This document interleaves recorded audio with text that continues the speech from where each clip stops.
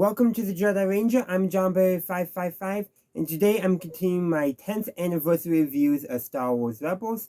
Today I'm reviewing Season 2, Episode 18, Shroud of Darkness. This episode aired on DisneyXD on March 2nd, 2016, which was, of course, 10 years ago.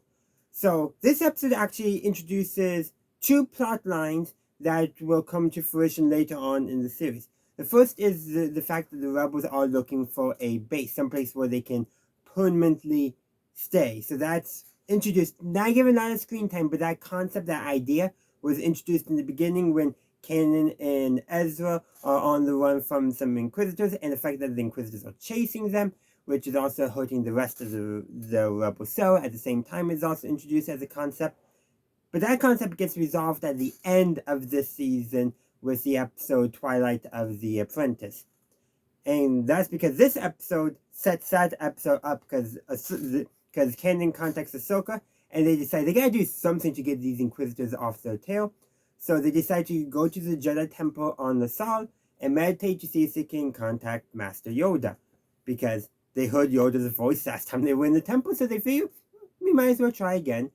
And so each of them have their own experience. Kanan's experience is with a temple guard who fights him because there's the darkness in Ezra, so yeah.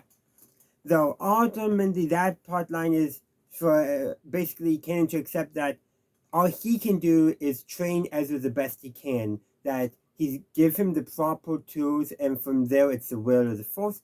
And at that moment, the temple guard knights Kanan, make him an actual Jedi Knight, and reveals that it's actually the Grand Inquisitor? Huh? Though, why they chose that from a production standpoint makes sense. It's a bit shocking for us, the audience, and then also because the Inquisitors do show up, that shocks them as well, because the Grand Inquisitor Temple Guard vision thingy, and along with some other Temple Guard visions, delay the Inquisitors to allow the Jedi to escape. So it makes sense from that. But from an in-universe perspective, why did the Force do that? Or why did Yoda? Because the Rebels Recon did establish that all these visions were created by Yoda. Well, one theory is that he sensed that the Inquisitors were coming and thought that was wise. But also, two, just to show that, hey, there is that darkness can come from anywhere. Again, that's the one part, like, what does it mean, and why would the characters, in this case Yoda, make that choice? And I don't quite know. Rebels Recon doesn't really establish why that is, besides we're revealing a little bit about who the Grand Inquisitor was, which is fine and all that, which is actually really neat, and I think is fascinating, and perhaps maybe that's a remnant of him in the Force that stayed with the light, that got pulled into the light, and Yoda makes use of that. I don't know. Or perhaps it's someone that Kanan is vaguely familiar with. But at that point, you could do any Jedi that passed away. So yeah, there's a lot of reasons why why it was the choice they made. But some work better in universe, or should I say, some work better out of universe than they do in universe. And then we have Ahsoka's vision, where she basically confronts her fear that it's her fault that Anakin fell to the dark side. It's not, remember, it's Palpatine's fault, and Anakin's, but it would have been a lot easier without Palpatine's manipulation for Anakin not to fall to the dark side. But Ahsoka has that self-guilt, that self-blame, that she wasn't there to support Anakin in his time of need. This was something that we didn't know when this episode was aired, because Season 7 and the Siege of Mandalore arc of the Clone Wars aired after this and was finished after this, but Ahsoka had the opportunity to relay a message to Anakin, and she chose not to. Would that relaying that message have done anything? Because it would have been about things that Maul had said that was indicating that there was something fishy going on in the Sith for targeting Anakin. Would that have changed anything? Maybe, maybe not. But she didn't do it, and she's feeling guilty because of that. Now, we didn't know that context when this episode aired, but even though we didn't, we can still infer that she felt guilty for leaving Anakin behind, because she effectively says so as much. That's literally what the story says. It's not even an inference, it's a logical conclusion based off of the actual episode itself. And ultimately, her arc in this episode basically ends with her realizing that there's still another way, or there's still hope. I forget exactly how she phrased it, but the point being that she decides that she needs to move beyond her self-blame. Now, granted, I do know what happens in Twilight of the Apprentice. Based off of that title, you can figure out where that's also going. But ultimately, that's kind of a more minor point, because the point is in the here is to introduce that she has that guilt, that self-blame about Anakin's fall to the dark side. She's the only character who knows who Vader is. Kanan, Ezra, they do not know. Only Ahsoka knows. Well, technically Yoda, he's in this episode. Spoilers. Why do I say spoilers for a 10-year-old show? But yeah. But let's actually talk about Yoda, because he actually appeals to Ezra, and it's likely influenced by the War Between Worlds. Now, we didn't know what the War Between Worlds when this episode was airing. That was revealed in a future episode. But will Ezra experiences his vision, it looks very similar to the War Between Worlds, but just a lot less detailed, because it's literally just space, and but that same little coloration of the pathways is used for the little platform area that Ezra is sitting on, kneeling on, while Yoda is sitting on a branch on Dasamir. Just the branch is all we see, which I do think is kind of fun, like all that. But the thing is, Ezra and Yoda's conversation is different than the others, because Ezra needs to learn the lesson that it's not just about fighting, it's about how you fight and how you choose to fight, how you choose to oppose the darkness and all that.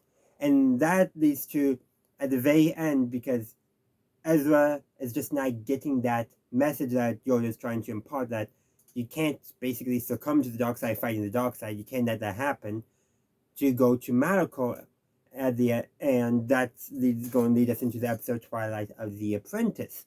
And there, hopefully, Ezra learns his lesson. That's the intention of all of this, after all. Of course, I know what happens in that episode. We're not going to talk about that, because that's going to be for that episode's review. But it is a very important thing to set up. But I also want to address another thing, too. Many people did not like Yoda's design when he appeared in this episode. And I will admit, his design is not the best design, not the best transition of the Clone Wars design, or even of the live action film designs to the Star Wars Rebels. Its design style, his design just doesn't translate as well. So it seemed a little better than the puppet Yoda from the Phantom Menace. I like puppet Yoda, especially in the original trilogy, but I'm glad they replaced him in the Phantom Menace with CGI, because that puppet was not a good puppet at all. Something was off about it. The puppet they used in The Last Jedi, still not quite the same as the puppet from the original trilogy, but still leagues better than whatever they were trying to do in the Phantom Menace. I don't know for sure. I'm just glad they changed it. But yeah, Yoda's design, I remember people had lots of complaints about. And you know what? In retrospect, it's not that bad of a design. It's not the best design for Yoda, but it's not a terrible design. And in all honesty, most of that is because the face is a little bit too round, too smooth. Just a little more texturing, and I think it would have been fine. But overall, that's a minor complaint most people had. Has nothing to do with the story. It's not like it was bad design. It was just not the best design they could have done for the design that Star Wars Rebels uses. Of course, that brings us to one other thing too. As they're escaping the temple, Ahsoka briefly turns around and sees Yoda, and it's no dialogue, no nothing, but basically she sees Yoda, Yoda sees her, and basically conveys the message to Ahsoka that everything's going to be all right in with the will of the Force, yada yada yada. I'm simplifying a lot because I'm also inferring a lot at the same time. But basically, it is a message from Yoda to Ahsoka directly, rather than through a vision, and it's a feels like basically say, "Hey, it's all right," and gives a wave, which I think is what Ahsoka really needed. It's all right. She kind of comes to that conclusion herself a little bit in her own arc, but seeing Yoda do that reinforces that for her. And also, while it's likely a false vision, remember, in The Last Jedi, Force projection was introduced. Was that what Yoda was doing, actually projecting himself in the Force? With Ezra's vision, that was clearly a vision manifested by the war between worlds. But Ahsoka's is not in a vision world, it's in the actual temple. And there's no like remnants of Dagobah or anything like that. I think Yoda actually did force project himself. Wasn't as intensive as Luke's force projection, and he's Yoda, so that's why he survives. But I did want to point that out because it is an interesting thing, and shorter distance, different purpose, not changing his own appearance, because animation design is not an actual canon appearance. Just keep that in mind. Overall, though, it's a good, enjoyable episode because there's a lot of interesting stuff and sets up a lot of interesting plot lines that will get developed later on in this season and in the show. Now, I will also say that, too, that yes, I do, like I addressed earlier, wish they had done maybe a second pass over on Yoda's design because it definitely needed some work. But if that's your only complaint about this episode, it's not much of a complaint. But that's what I got to say about this episode. Is there more to talk about? Certainly. In fact, let me know your thoughts in the comment section down below. Did I miss something that you really want to talk about? Let's keep that discussion going. Also, I'll be taking next week off because 10 years ago they took a week off. So my review of episode 19, The Forgotten Droid, will come out on March 16th. And so I'll be doing something else for next week. But I'll see you for what that is going to be because I'm keeping it hidden for now. Thank you for watching my video. I do hope you enjoyed it. If you did, please be sure to give this video a like and share. Also, consider subscribing to my channel to stay up to date on all my latest content. In the meantime, thank you for watching, and as always, have a good day, a good night, wherever you are. May the Force be with you, always.